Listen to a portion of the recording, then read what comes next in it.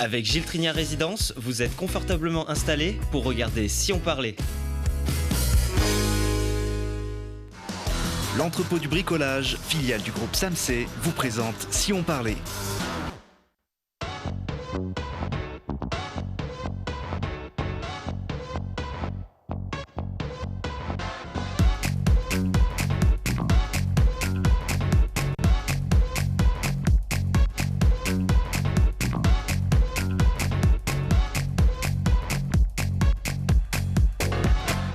Allez, bonjour à tous, bienvenue dans Si on parlait, l'émission qui vous donne la parole chaque jour pour savoir ce qui se passe près de chez nous. Et aujourd'hui, on va parler de danse avec Julie Robert. Bonjour. Bienvenue Julie, directrice artistique de la compagnie Danse Addict, spécialisée dans les danses urbaines. On découvrira ce qui se cache derrière les danses urbaines au cours de cette émission. Je ne sais pas, Julie, si vous dansez sur ce drôle d'engin des vinyles du siècle dernier. Ça vous arrive peut-être, en tout cas, c'est un objet musical qui revient un petit peu à la mode. Charlotte, bonjour Charlotte. Salut Thibaut. Journaliste à Télé Grenoble, qui va nous parler du Manche-Disque, une boutique grenobloise spécialisée justement dans la vente de ces vinyles. Avec nous également notre diététicien maison, Cédric Berthomier. Bonjour Cédric. Bonjour.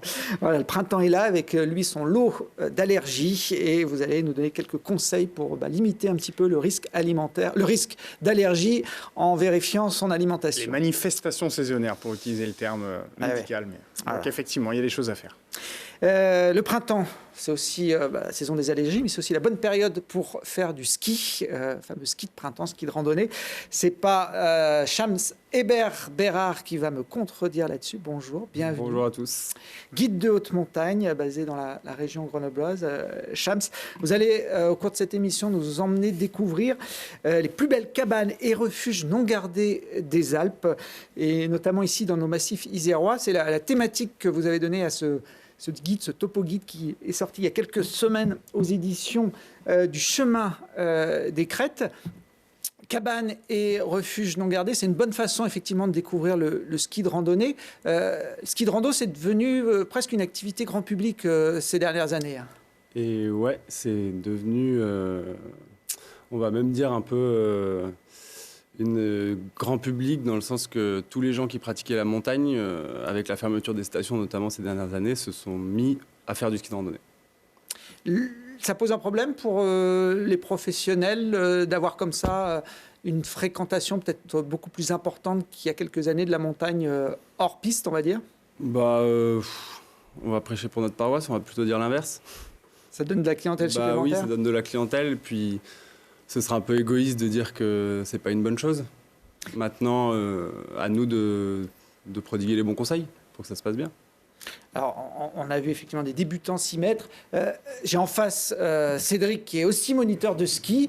Le ski de rando, il faut un bon niveau technique quand même, notamment pour la descente, avant de se lancer dans cette nouvelle activité? Oui, c'est vrai que déjà, en tant que moniteur de ski, normalement, on ne doit pas donner des cours de randonnée hors...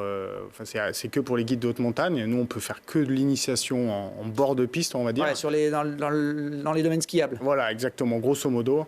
Enfin, ou très rapidement accessible. Mais voilà, il faut un certain niveau. Enfin, je pense que tu ne vas pas me contredire, mais si on peut être très bon coureur en course à pied, mais si on ne sait pas descendre, ça peut être... déjà, pour moi, on n'a pas de plaisir. Et puis surtout, ça peut être aussi dangereux, quoi. Donc, il faut toujours, quoi qu'il arrive, bien se renseigner. Mais moi, quand j'enseigne le ski, c'est vrai que je recommande plutôt d'avoir quand même un certain niveau.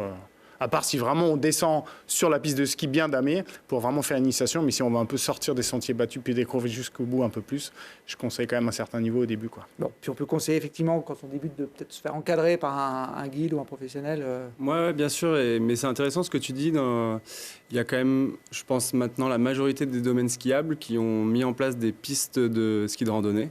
Donc en fait, c'est des pistes de montée et qui acheminent souvent à un sommet de piste où on peut redescendre par la piste.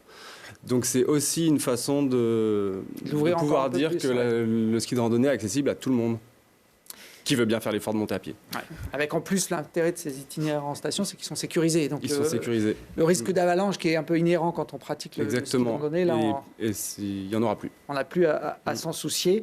Mais il n'y aura pas de cabane sur ces itinéraires-là. Voilà. Voilà. Des cabanes de pisteurs éventuellement, mais elles sont moins typiques. L'avantage aussi du ski de rando, c'est que ça peut se pratiquer tard dans la saison, jusqu'au mois de mai, alors que la plupart des stations ici dans nos massifs, en avril, elles ont déjà terminé leur fonctionnement. Et puis, qui plus est, pour les itinéraires qui sont hauts en altitude, où là, on va même pouvoir aller tirer jusqu'à fin mai. Les plus belles cabanes et refuges non gardés, alors du Mont Blanc à la Méditerranée, ça en fait pas mal à découvrir à travers ce topo. Pourquoi ce choix des cabanes? Pourquoi pas simplement présenter des itinéraires de ski de rando classiques, on va dire? Parce que j'ai l'impression, moi, que dans ma pratique et dans mon expérience des gens que je rencontre en montagne, il y a une demande qui est de plus en plus importante de se reconnecter à la nature, tout simplement.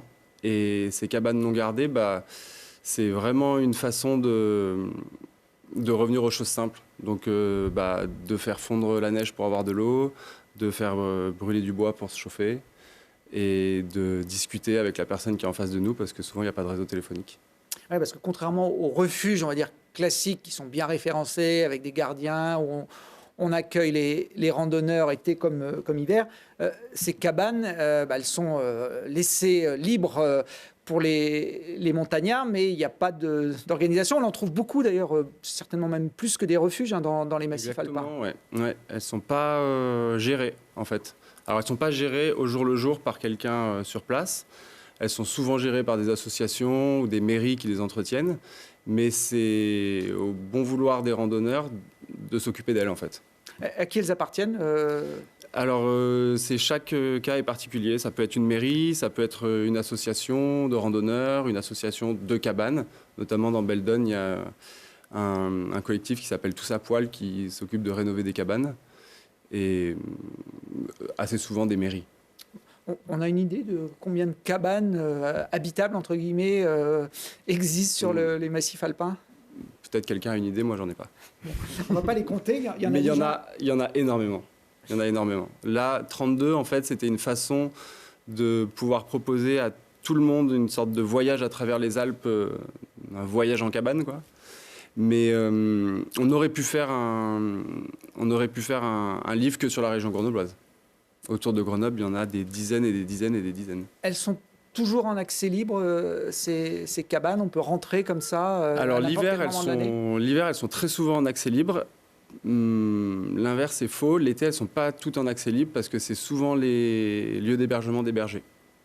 Donc il faudra aussi, ça c'est une raison de plus pour laquelle il faut y aller pendant la période hivernale. Et oui, mais il faut en prendre soin.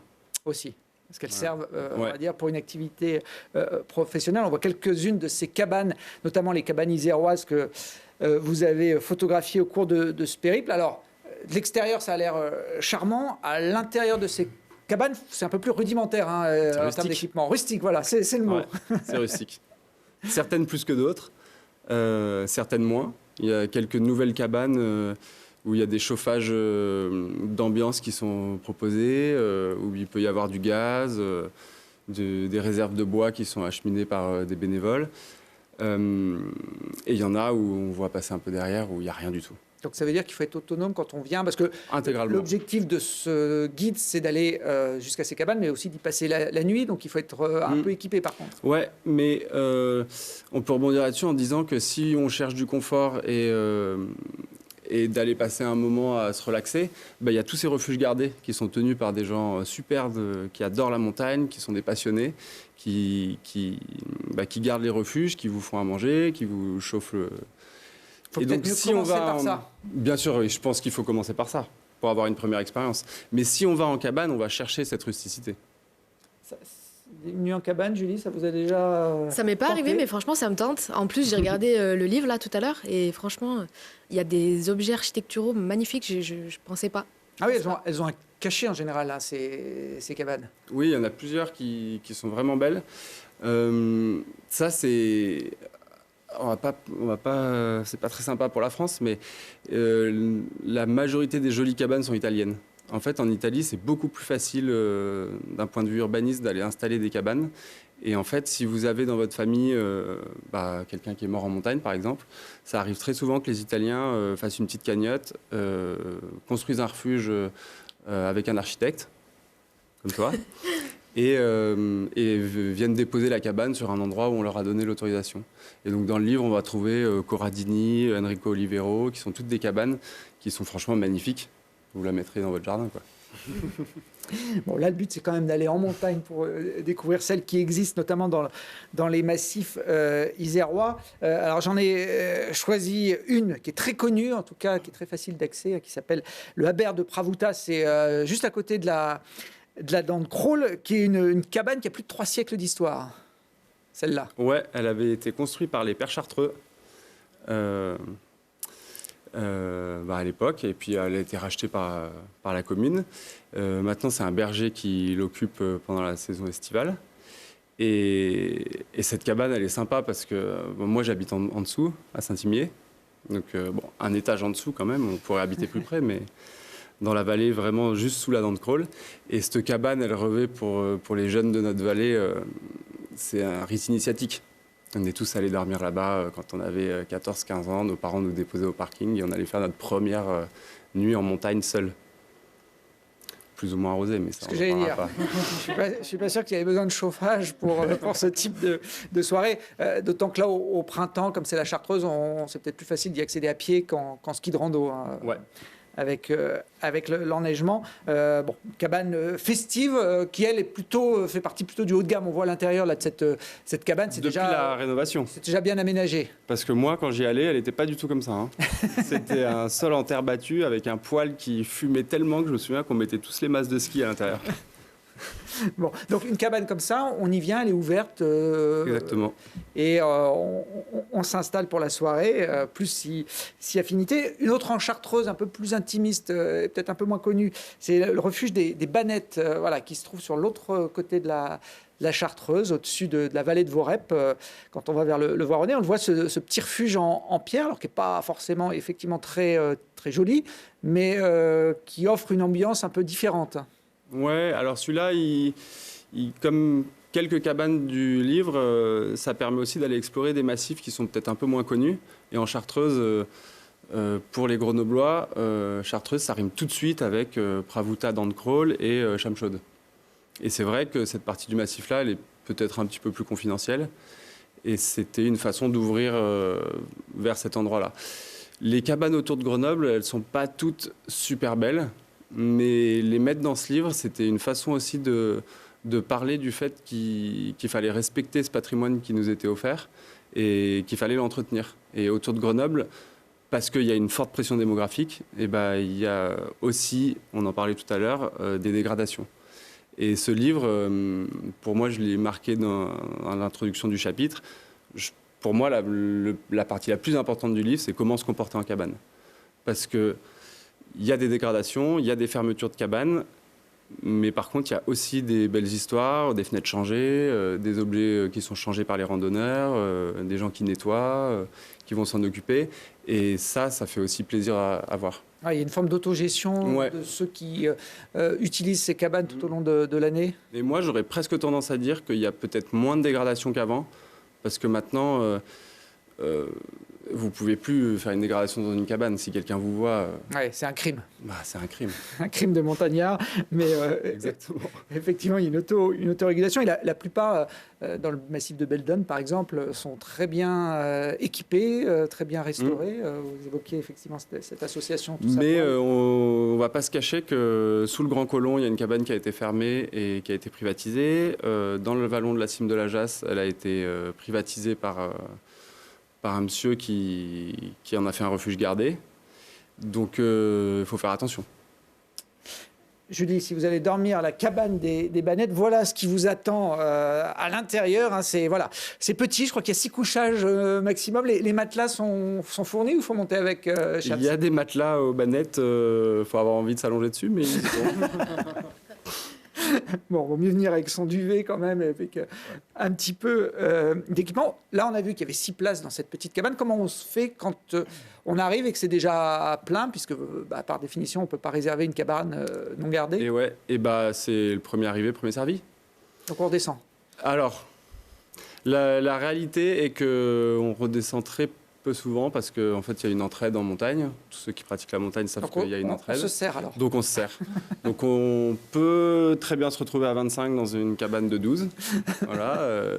La deuxième du livre s'appelle le bivouac de la Maille. C'est un bivouac qui permet d'accéder à une course de haute montagne assez difficile. Et donc quand c'est en condition, forcément il y a beaucoup de gens qui viennent. Et donc moi j'étais monté avec un client une fois et on était monté très tôt pour avoir des places. Et on était 25 pour 12 lits. On se sert. Hein. Oui, Mais voilà, donc encore dans le livre, il y a marqué comment pallier à ce genre de problème. Donc c'est peut-être pas le samedi soir, déjà. Et puis arriver tôt. Parce que dormir à 25 dans une cabane de 12, ça va quand on est arrivé à 10h et qu'on a mis son duvet sur un lit. Et quand on arrive le dernier, c'est quand on arrive le dernier, on dort assis par terre. On se met voir dehors, s'il y a déjà beaucoup de monde. Alors, en une du livre, c'est une cabane du Vercors, la cabane de Chamaillou, c'est ça? Oui, c'est ça.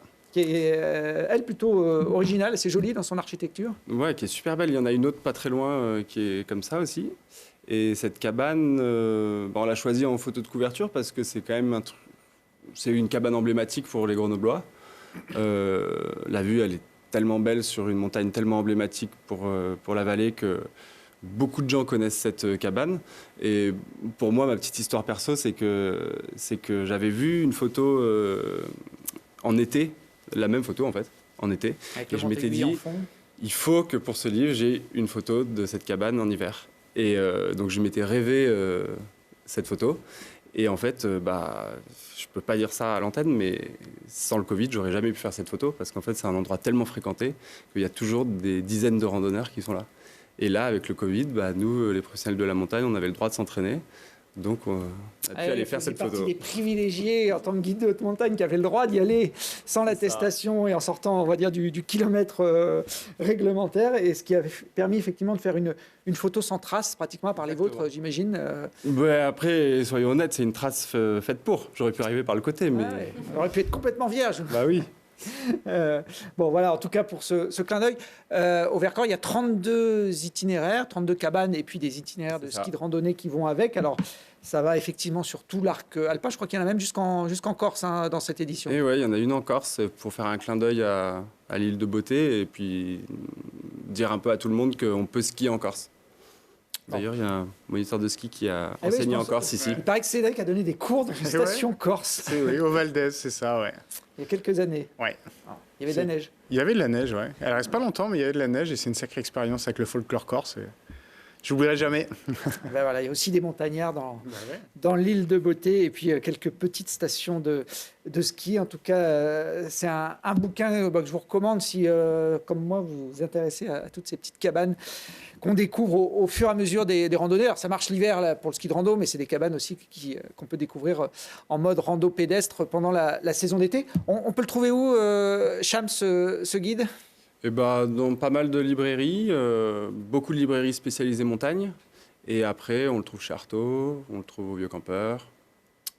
Très bien. Édition du chemin des crêtes. Alors, vous êtes aussi un grand voyageur, au-delà des cabanes, on va dire, de l'arc alpin. Vous aimez vous balader un peu partout sur la planète. Alors, peut-être que vous cherchez des cabanes dans d'autres massifs montagneux.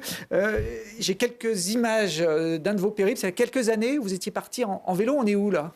On est à la frontière entre le sud de la Russie et la Mongolie. La frontière, la barrière, c'est la Mongolie. Oui, c'est la Mongolie. Là, on est en Mongolie. Alors, vous étiez parti en vélo, pas de Grenoble, quand même? Non, quand même. non, on était parti en vélo de Sibérie, Novosibirsk exactement. Et puis, on avait fait 1000 km à peu près pour arriver au pied de ces glaciers. Et puis, on avait fait du ski sur des sommets glaciaires à 4000 en Mongolie.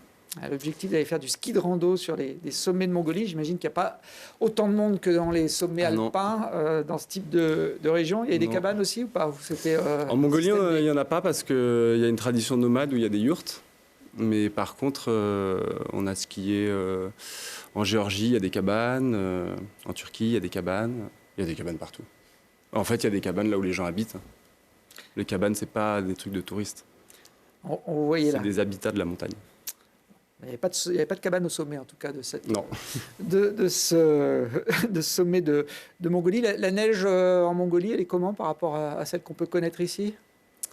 Elle est, on va dire de façon générale, en Asie centrale, il y a des grands anticyclones avec des périodes de froid très intenses. Et la neige, en fait, elle est très poudreuse et très froide. Et elle ressemble à ce qu'on appelle des gobelets chez nous. Et donc, il y a des grosses quantités de gobelets.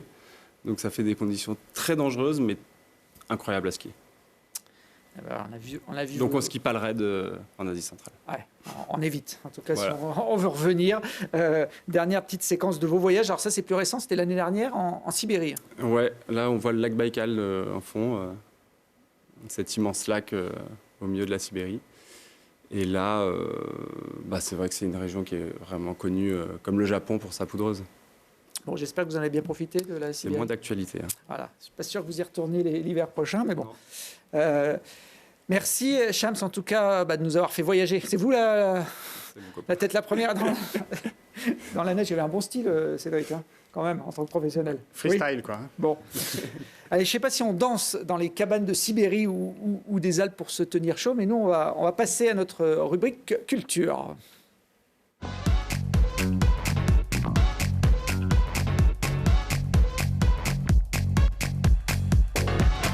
Avec Julie, la directrice de Dance Addict, hein, qui est une compagnie spécialisée dans les danses urbaines. Petit rappel pour les non-initiés comme moi, sur les danses urbaines, qu'est-ce que c'est? Il y en a plein, il y en a beaucoup, mais nous, on se concentre, on va dire, sur ce qui est un peu plus de l'ordre du hip-hop, de la house dance et de la dancehall aussi, qui est une danse jamaïcaine. Bien sûr. Bien sûr. Bon, on a quelques images pour mieux voir ce que englobe cette définition des danses urbaines. C'est des danses qui intègrent aussi une forme de chorégraphie. Hein. Pas toujours. La danse urbaine, de base, ça vient de la rue. Hein, c'est quelque chose qui est spontané. Qui est spontané, exactement. Mais c'est vrai que petit à petit, l'évolution fait que ça devient quelque chose de chorégraphié. Mais il ne faut pas perdre ça, il ne faut pas perdre ce freestyle. Le côté spontané. Voilà. Le jean troué, c'est obligatoire quand tu fais de la danse de rue ou pas? Ça, c'est dû au passage au sol. Hein. Ah oui, c'est l'usure. Ah oui, forcément. À force de mettre le genou, le jean prend écho. Pour ceux qui connaissent, c'est du côté des Chirolles que vous avez tourné cette... Oui, exactement. Ouais. Quand tout était fermé, c'était la... C'est l'effet Covid aussi, vous étiez tranquille. Ouais. Voilà. En fait, tout le monde a profité de cette période. 2 garçons, 2 filles, c'est la parité complète dans votre groupe? Parité complète, oui. Et c'est rare, hein, pourtant, dans les groupes de danse, il y a souvent beaucoup de filles. Mais moi, j'ai la chance d'avoir 2 garçons à mes côtés, donc on en profite. On a vu que c'était travaillé quand même, ce qu'on a vu là sur les images. C'est vous qui gérez les chorégraphies? Comment ça se passe? Au départ, quand on a démarré en 2014, vu que j'étais professeur, que j'enseignais et puis que c'est moi qui ai monté cette compagnie, j'étais la seule chorégraphe. Mais on a tous évolué au fur et à mesure ensemble. Du coup, aujourd'hui, on crée tous les 4. Bon, les vidéos, elles sont aussi travaillées. Celle-là, je l'aime bien. Elle est sur la passerelle Saint-Laurent, au-dessus de l'Isère. Alors là, c'était pas le Covid parce qu'il fait pas partie de la chorégraphie, le cycliste qui vient de passer. Hein. On a fait un one-shot, c'était assez compliqué, mais voilà, ça valait le coup. Il pleuvait même, mais c'était sympa. Aujourd'hui, votre compagnie, elle se produit dans différents types d'événements tout au long de l'année? Oui, on fait plein de choses. On peut travailler pour des artistes, sur des clips vidéo, pour des musiciens, sur des concerts. On se challenge un petit peu aussi sur des concours internationaux dans notre spécialité qui est la dancehall. Et puis là, on organise un spectacle. Et ouais, ça aura lieu début mai, hein, le 7 mai, à la salle du lieu aussi à Giers. Alors j'imagine que vous serez sur scène, mais pas seulement? Oui, c'est ça. C'est la difficulté d'organiser et d'essayer d'être artiste aussi le jour J. Mais oui, c'est ça. Il y aura que votre compagnie sur cette soirée? Non, du coup, on sera pas mal. On a la compagnie Attica, on a les Avalanche Crew. On a Gospel Institute aussi parce qu'on va rajouter un petit peu de chant, de gospel à cette danse. On a aussi Pidoc et Spicy et donc tout ce mélange-là va faire une sorte de comédie musicale, quelque chose d'assez lié. J'ai pas fait exprès, mais Voilà, un rapport avec le titre. Ah, le spectacle s'appelle Les Écoliers, mais alors c'est Exactement. pas en un seul mot, hein, c'est les échos comme l'écho en montagne, Voilà. et Ah oui. lié avec l'adjectif. Voilà, petit jeu de mots, on aime bien les jeux de mots ici quand, quand on fait de la dance. Ouais. Bon, les échos liés donc le 7 mai à la salle du Lieu-aussi à Giers. Si vous voulez découvrir ou si vous connaissez, encore plus de bonnes raisons de venir voir ce spectacle. Essentiellement des compagnies du bassin grenoblois. C'est ça, on a essayé de réunir tous les talents, enfin tout, non on peut pas réunir tout le monde, mais Parce que ceux qui n'y sont pas, ils vont mal le prendre. voilà, c'est ça. Non, on a essayé de réunir les talents de l'agglomération, des personnes qui ont vraiment des styles différents et en qui on a confiance aussi parce que bon, c'est un job de monter ça et il faut vraiment avoir des gens solides derrière. Donc voilà. Comment on peut réserver Alors, c'est sur le site Hello Asso qui aide un peu les associations à créer leurs événements. Vous tapez soit Dance Addict Grenoble, soit Les Écoliers, et puis vous avez la billetterie en ligne directement. Bon, Dance Addict avec un C, hein, pour Dance, on le dit à l'anglaise, à l'anglo-saxonne. Et c'est le 7 mai à la salle du Lieu-aussi à Giers. Il y aura de la musique, évidemment. Est-ce qu'il y aura de la musique sur vinyle à votre soirée? Pas de vinyle, non. C'est pas sûr? Non. Bon, ça peut être un développement. Idée. Voilà, pour les années à venir. En tout cas, on va voir dans quelques instants que le vinyle n'est pas mort.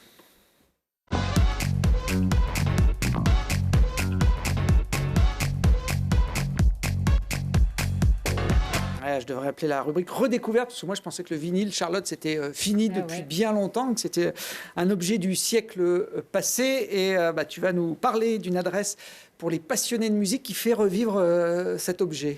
Exactement, tel un phénix, il renaît de ses cendres plusieurs années après. Alors oui, c'est une bonne adresse qui est au cœur du quartier Championnet. Alors ça s'appelle Le Manche-Disque. Alors c'est un peu le paradis des amateurs de vinyle. Ça fait un peu plus d'un an que Arnaud, passionné de musique, a ouvert sa boutique aux 2 rue Génissieux.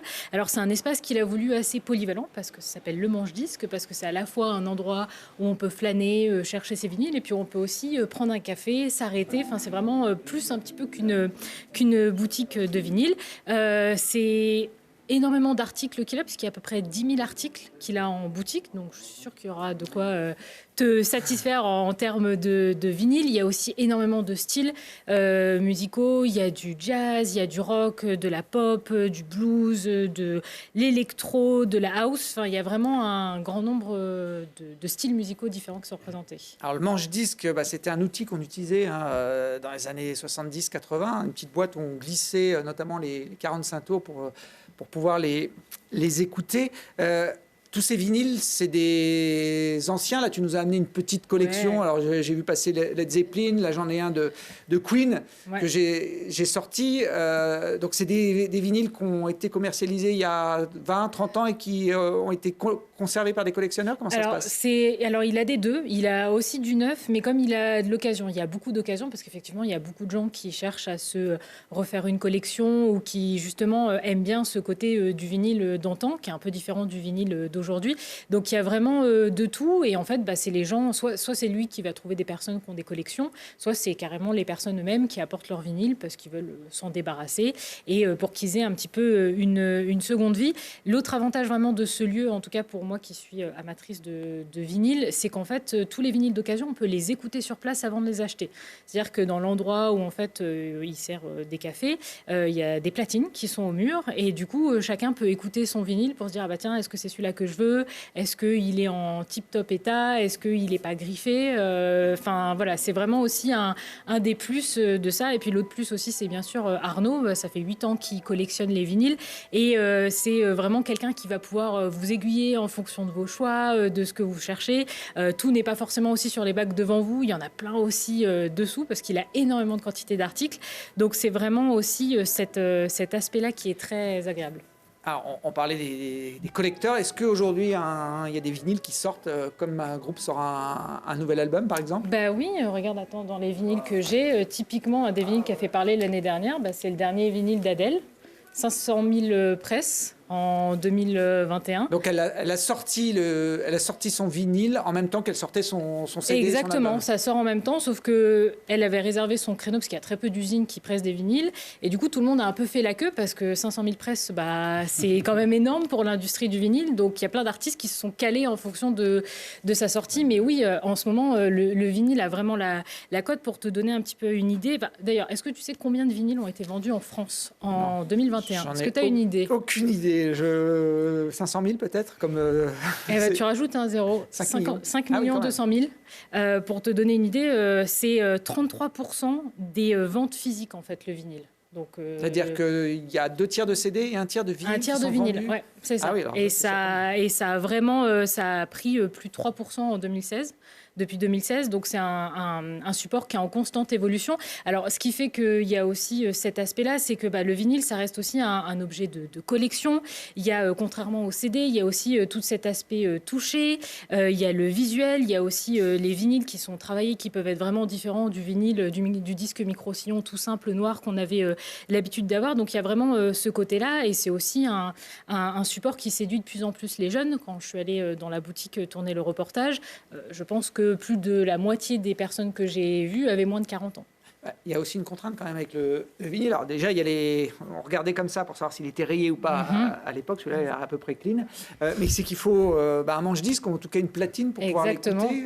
C'est ça. Alors, il y a de plus en plus ça se fait beaucoup de plus en plus. Alors, soit il y a plein de gens qui réutilisent les platines d'avant, qui vont acheter des enceintes, qui vont mettre dessus avec leur ampli. Ou après, maintenant, il y a beaucoup de personnes aussi qui ont les enceintes. C'est tout en un avec le son. Ça fait des petites valises et puis on met ces vinyles dessus. Donc ça continue de bien marcher. Shams, plutôt vinyle ou CD ? Moi je dirais plutôt vinyle, mais ça me fait penser à l'été dernier dans la maison des arrière-grands-parents de ma belle famille. On a trouvé des valises, comme tu dis là, et donc il y avait des CD, alors moi j'y connais rien, mais des CD de différentes tailles. Ça, c'est 33, et plus petit, c'est 45. Et voilà, des 45. Et il y avait une manivelle qu'on mettait sur le côté. Ah oui. Et on tournait. C'est vraiment d'antan, ça, et alors, ça serait bien que j'en pique un ou deux, parce que c'est vrai que les musiques, elles étaient un peu passées. Ça, il faudra négocier avec Charlotte. C'est ça, une partie de sa collection personnelle. Certains ont de la valeur. Il y a des vinyles qui peuvent se vendre très cher. Charlotte. Oui, il y a des vinyles, typiquement des exemplaires de... Voilà, exactement. En fait, ceux d'époque qui sont en bon état, qui sont pas rayés, il y a vraiment un engouement pour ça, parce qu'effectivement, il n'y a pas tout le temps des represses, et du coup c'est ce qui fait vraiment la rareté un petit peu aussi du vinyle à ce niveau-là, contrairement à un CD qu'on peut graver très facilement. Bon, vous pouvez faire comme Shams, alors aller fouiller dans les greniers de vos grands-parents. Si vous tombez sur des vinyles et que vous n'avez pas de manche-disque, vous pouvez aller au manche-disque rue Génissieux, négocier avec le propriétaire pour qu'il vous rachète votre collection. De ce côté-là, on est plutôt CD ou vinyle Vinyle, moi aussi. Vinyle aussi, Julie. Ouais. Équipé donc d'une platine. Équipé, ouais. Je suis une grande fan. Je trouve qu'il y a un grain assez magique à l'oreille qu'on n'a pas avec le CD. C'est ça. Et c'est vraiment quelque chose que j'adore. On te sent étonné, Thibaut. Oui, parce que moi je suis CD ou même plus du tout, puisque même dans certains autoradios, on ne peut même plus écouter de CD. Moi je suis en ligne, j'ai un abonnement et j'écoute en ligne. Mais pareil, c'est on est des hommes du futur. Mais il faut savoir mélanger les deux. On peut avoir jeu aussi en ligne, mais c'est vrai que chez soi, c'est toujours sympa de pouvoir mettre. Mais je sais que j'en ai dans la cave de mais moi aussi, j'en ai du siècle dernier, et ça me ferait plaisir de pouvoir les réécouter un jour. Donc peut-être que je vais me mettre également à cette mode revival. Merci en tout cas, Charlotte, de nous avoir fait découvrir cette adresse à Grenoble, donc le Manche-Disque rue Génissieux.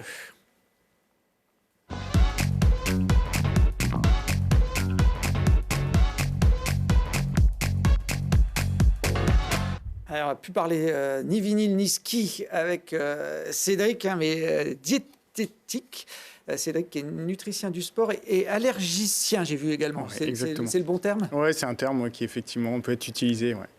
Donc c'est pour aider naturellement à mieux supporter les allergènes et moins avoir de manifestations justement. Cette saison, les allergies, quand on arrive au printemps, notamment avec le pollen qui est qui est très répandu à partir du mois d'avril. Exactement. Là, on est encore au mois de mars. Du coup, en fait, c'est la nature qui gère la chaleur. On voit que, je ne sais pas si vous avez vu, en Antarctique, là, on est sur des températures records ou plus de 40 degrés. 40 degrés de différence de delta entre par rapport à la moyenne. Par rapport à la moyenne, ce qui est complètement dingue. Et du coup, là, il se trouve que des bourgeons commencent à sortir. Et effectivement, ce qu'on appelle vulgairement le rhume des foins, on va dire, se pointe. Mais on peut être allergique à tout. On peut avoir des allergies alimentaires. On peut être allergique aux animaux.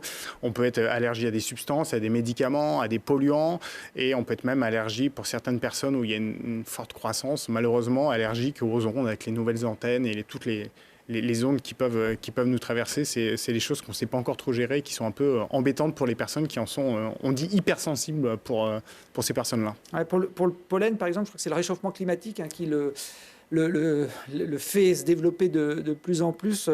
On devrait passer à 200% de pollen d'ici 2025 à cause du réchauffement. Et aujourd'hui, il y a pratiquement une personne sur 3 qui est sensible à ce type d'allergie. Voilà, donc en fait, ça se trouve, il y a même plus de personnes parce que là, on considère les personnes qui ont des symptômes.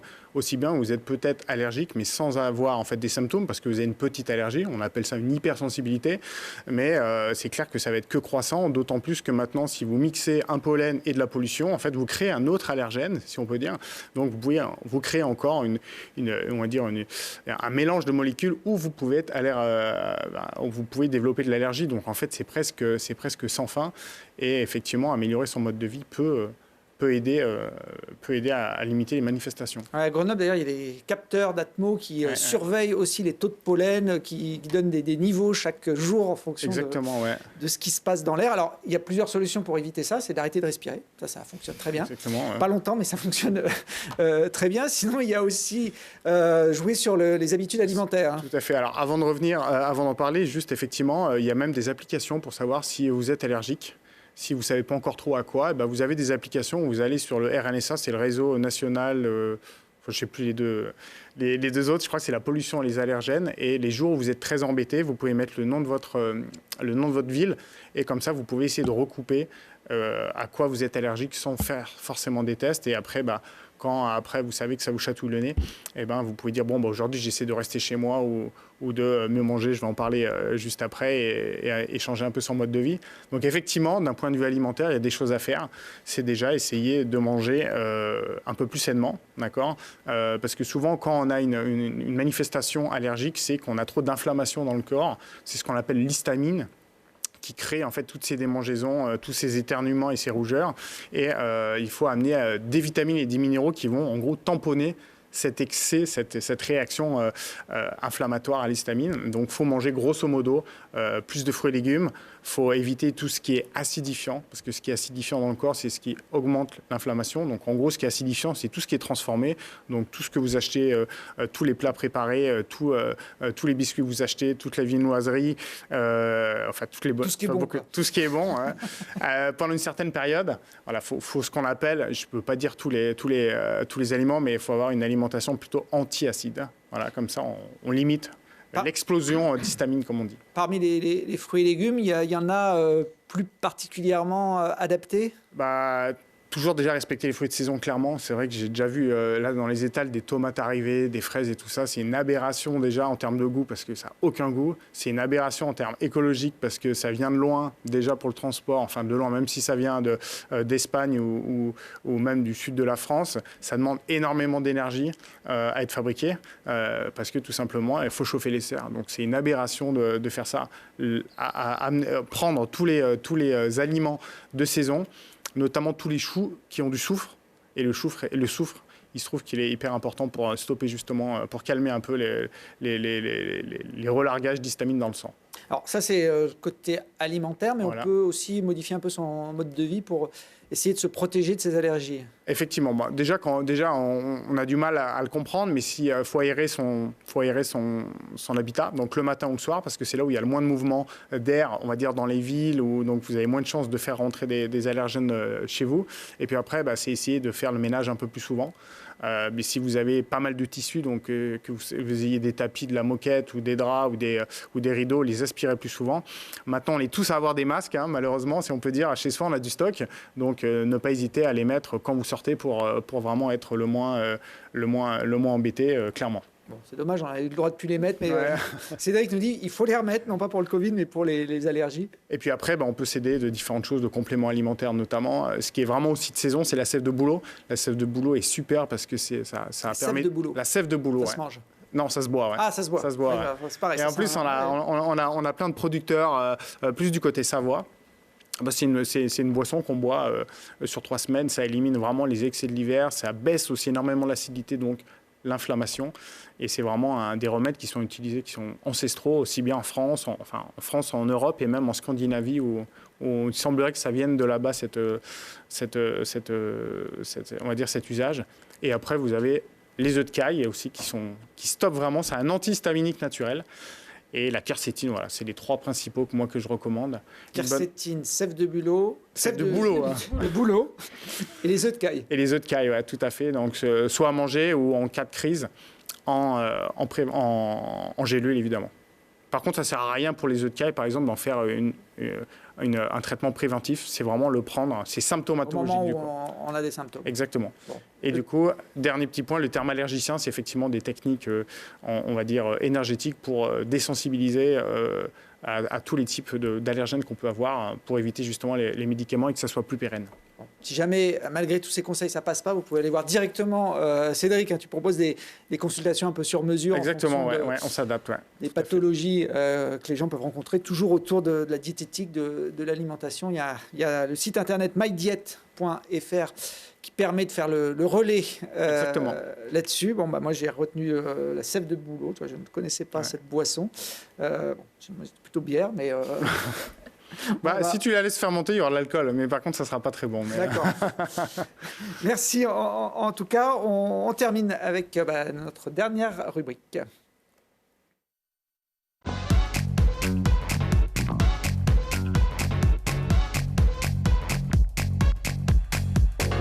Petit tour de table avec un bon plan pour finir l'émission. Et je vais donner la parole à Julie pour démarrer. Une petite discothèque, non ? Non. Non, pas les discothèques. Non, un petit bon plan nature, justement, qui est pas très loin d'ici. Et c'est une belle surprise qui m'a été donnée de voir il y a pas longtemps. Je suis partie avec mon compagnon au cuve de Sassenage. Et donc, c'est super chouette. On sort de l'autoroute, on arrive dans ce petit village. L'eau nous suit un peu partout. Elle nous accompagne jusqu'au parking. On commence la montée. Bon, c'est assez tendu pour les cuisses, mais après, ça devient vite plat. Et il y a tellement de belles choses à voir. Les cascades sont incroyables. Vraiment, c'est quelque chose que je conseille à tous parce que c'est pas loin et c'est un super... On peut se balader autour du site, on peut même rentrer dans les cuves, dans ces grottes, pour aller un petit peu plus profond dans la montagne. C'est vrai que c'est une belle idée de balade, accessible en plus en transport en commun. Depuis Grenoble, les cuves de Sassenage. Cédric, un petit resto ? Pas aujourd'hui, non. Chacun joue dans un autre couloir, alors. Exactement, ouais. Donc aujourd'hui, je voulais parler de Grèce-en-Vercors parce que justement, cet hiver, je voulais donner les cours de ski un peu à Grèce-en-Vercors. Ils avaient besoin de moniteurs. Et donc, j'ai dit, pourquoi pas, même si ça fait 40 ans que je suis là, j'étais jamais allé à Grèce-en-Vercors, plus dans Beldon. Et j'ai trouvé un endroit magnifique. On arrive au fond d'un cirque, c'est absolument génial. Pour apprendre, c'est super. Et il y a vraiment toutes les activités. Évidemment, il y a du ski alpin, il y a du snowboard, on peut faire de la randonnée, il y a du ski de fond, on peut même faire du chien de traîneau, on peut faire de la trottinette. Donc, pour la partie hiver et pour la partie été, c'est pareil, il y a plein d'accès en randonnée. Et l'endroit ne peut pas vous laisser franchement insensible. C'est super, on est un peu protégé. Il y a toujours une partie à l'ombre. Et vraiment, j'ai passé des très bons moments que je ne connaissais pas et vraiment pas loin. C'est à 3/4 de Grenoble. La station est fermée pour la saison d'hiver, mais il y a plein de choses à faire l'été, notamment des cabanes. Il y en a pas mal dans ce secteur du Vercors. Chams, vous avez un petit bon plan matos, un magasin. Ouais, c'est un petit magasin à Crolles, on est à la périphérie de Grenoble. Et donc c'est un magasin qui existe depuis longtemps, mais qui a été racheté par un jeune d'Alvar, là, qui a repris le magasin en main. Et puis c'est une façon un peu locale de répondre à une demande de matériel, de location, d'achat, avec des bons plans, des infos. Et puis ça redynamise le commerce local. Et ben voilà, Scalp à Crolles, avec notamment des locations de matériel de ski pour les enfants. Ce qui n'est pas toujours évident à trouver de ski de rando pour les enfants, si vous voulez découvrir cette activité en famille. Merci Cham. Ski de randonnée, les plus belles cabanes et refuges non gardés du Mont-Blanc, la Méditerranée, avec une grosse pause chez nous en Isère. 32 cabanes et itinéraires à découvrir. Merci Charlotte, je te laisse faire un peu le rangement pour que je puisse accueillir mes invités dans la prochaine émission sur un plateau tout clean.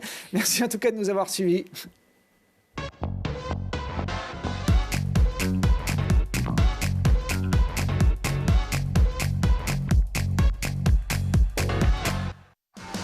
L'entrepôt du bricolage, filiale du groupe SAMC, vous a présenté Si on parlait. Vous avez profité de Si on parlait avec Gilles Trigna Résidence.